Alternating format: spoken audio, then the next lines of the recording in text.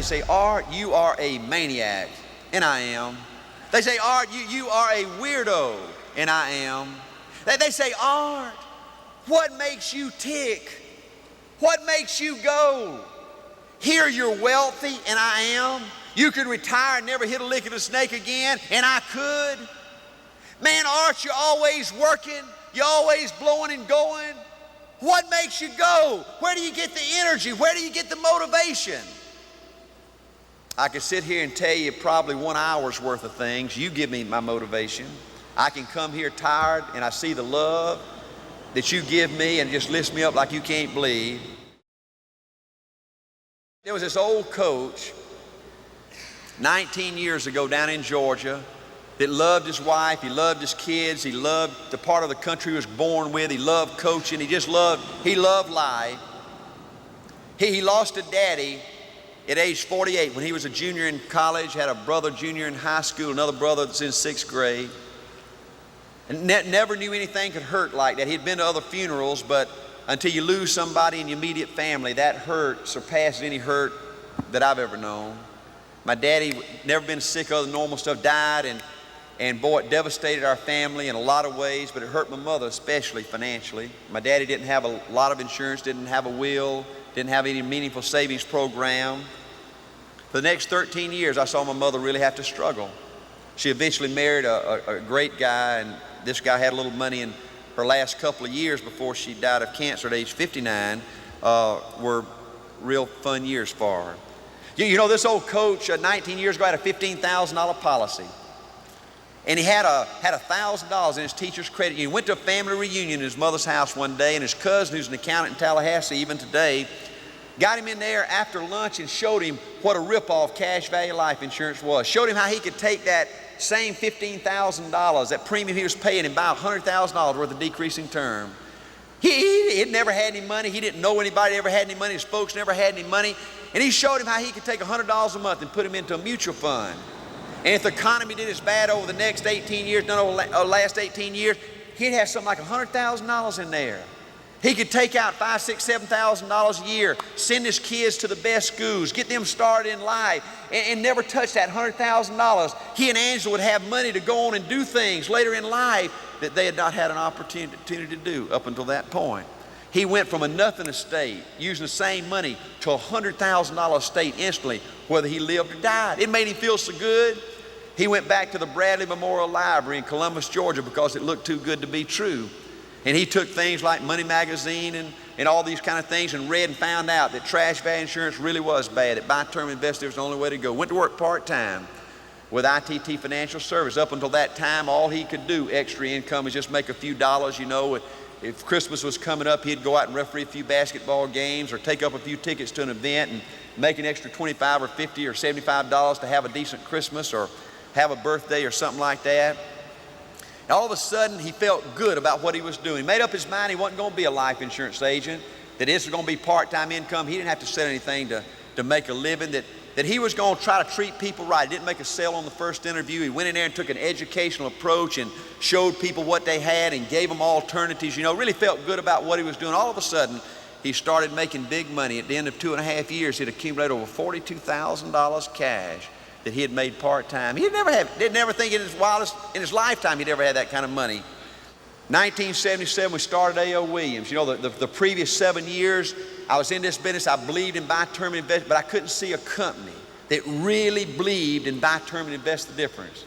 And after 7 years, I said, you know, I believe this is our opportunity. We had 85 people at that time, and I got them together, and I said, I believe we're a company of destiny. I believe there's an opening here, and I believe, folks, we can go for it, and I believe we can do something big. Man, they were so excited. You talk about happy and turned on and scared. You just wouldn't believe those early days. This old company, see, in the free enterprise system, if you find a better way or a better product or a better idea, then the other company's supposed to come up with something better. And then some other company come up with something better. And the consumer out there that's paying the bills, they always come out a winner. That's the whole theory of the free enterprise system. That made America the richest country in the history of the world.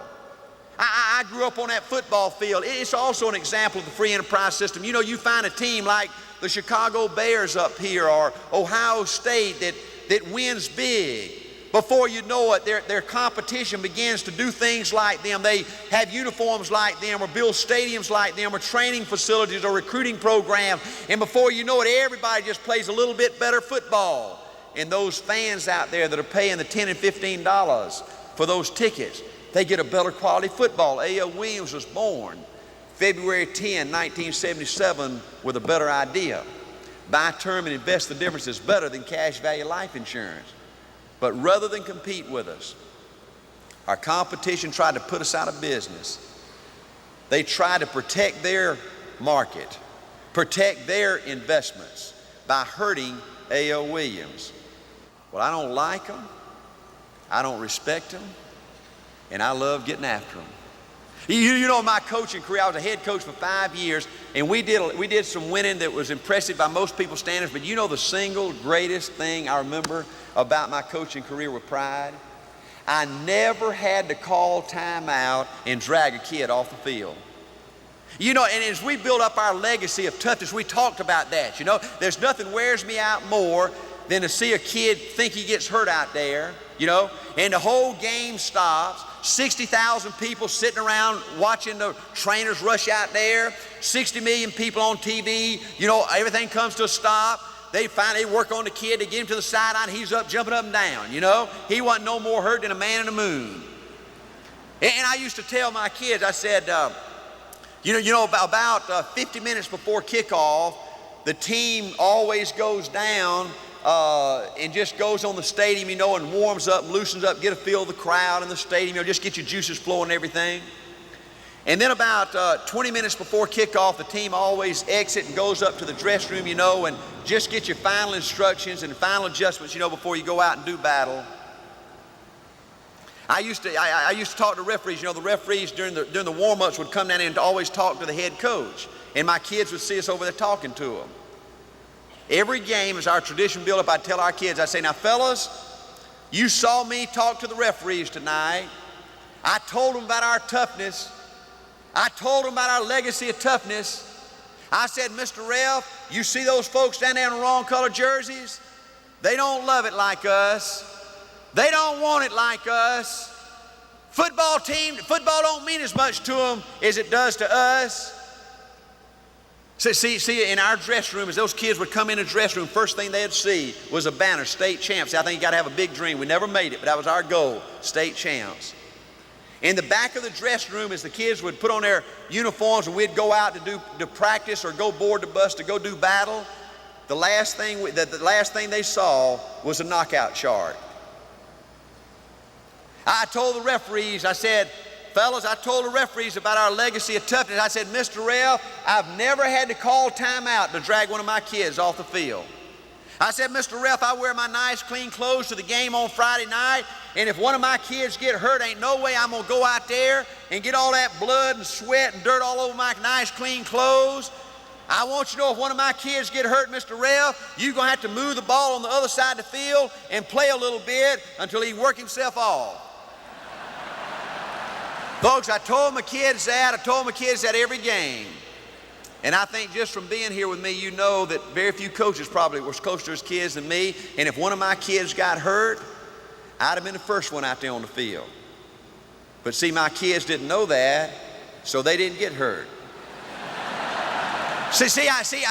We had a goal we talked about. We'd pray before every game that we didn't want anybody on either team to get hurt because that's not the purpose of sport, but we wanted to knock the other guys out. We said what our dream would be is if one game in the fourth quarter, the referees would wave their arms and blow the whistle and say game's over because those folks ain't got nobody wants to keep on playing. Well, that never happened my 5 years as head coach, but what did happen our last year, our championship year, we had 49 knockouts to 0. I never had to pick a kid up. I tell our kids, I say, now fellas, you know football is not a team game. It is and it ain't. See, football is really a game against you and that guy in the wrong color jersey lined up across from you. Somebody's going to win, you or him. And the person that wins is going to want it the most. This business is nothing but an attitude business. See, you got to prepare to win. The first few plays are critical. You got to hit him hard and show him who's boss. So see, somebody's going to quit, you or him. And you got to look for every weakness. See, when he starts sweating hard, you know you got him on the run. Hit him hard, knock him out, and we chalk him up. If he starts breathing hard, you know he's sucking eggs. Hit him hard, knock him out, and we chalk him up. If he starts bleeding, you know you about got him. Hit him hard, knock him out, and we chalk him up. I said, don't you ever show weakness out there. I never let one of my teams get down on their knee. I said at timeout, you turn and look him in the eye. You watch him on his knee. When he takes his hat off, you see how much he's sweating. You watch and see how much water he drinks. You know you got him hurt and hit him and knock him out, and we chalk him up. I don't like what the competition did to us when we were little. They ain't gonna rub our nose in it no more. Listen, if there's any rubbing to be done, folks, see, we're bigger than them now. We gonna do the rubbing. Now listen.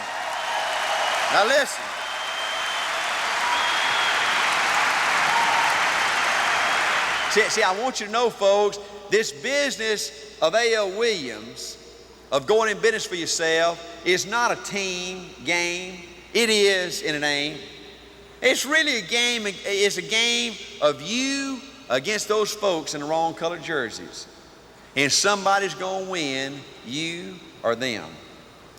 Well, I want you to know, I tell all the leaders at A.L. Williams, that if you ain't tough enough, if they're tougher than you and they knock you out and you're laying out there on the field and you're bleeding and all that kind of stuff, I wear my good clean clothes to work every day. And I'm not going to go out there and play with you and wait for you and beg you. We're going to move the ball to the other side of the field and we're going to play a little bit till you can work yourself off. I want you to hit them in the morning and I want you to hit them in the afternoon. And I want you to hit them at night. And I want you to hit them on weekends, and I want you to hit them on holidays, and I want you to knock their ass off.